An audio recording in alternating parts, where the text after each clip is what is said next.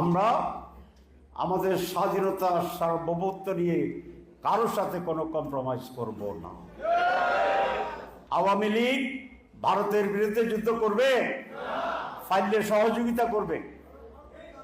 আর একটি যে বড় দল আছে তারা সহযোগিতা করবে না, কিন্তু যুদ্ধ করার মতো নিজেদেরকে অত সংগঠিত করতে পারবে না।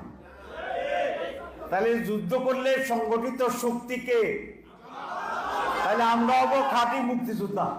যে বদনাম আমাদের ৭১ সালে করে মিথ্যা পাবে, আমরা একটা প্রকৃত স্বাধীনতা যোদ্ধা হিসাবে নিজেদের পরিচয় দেওয়ার জন্য একটা সুযোগ পাবো।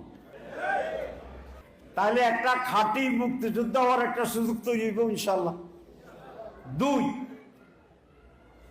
আমরা কমপক্ষে ৫ মিলিয়ন যুবকেরা তো ভারতের বিরুদ্ধে স্বাধীনতা যুদ্ধে আসবে। কি বলেন? এটার ২ ভাগ করে দেব, ১ ভাগ গেরিলাতে যাইব, আর বাকি অর্ধেকের কি করব ওটা নিয়ে আরো বিস্তৃত বিস্তৃত বিস্তৃত জায়গায় চলে যাব।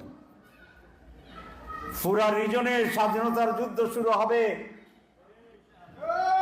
রাসূল ইসলামের যে হাদিসের যে গাজওয়ায়ে হিন্দ, সেটা বাস্তবায়নের মহাপরিকল্পনা হবে।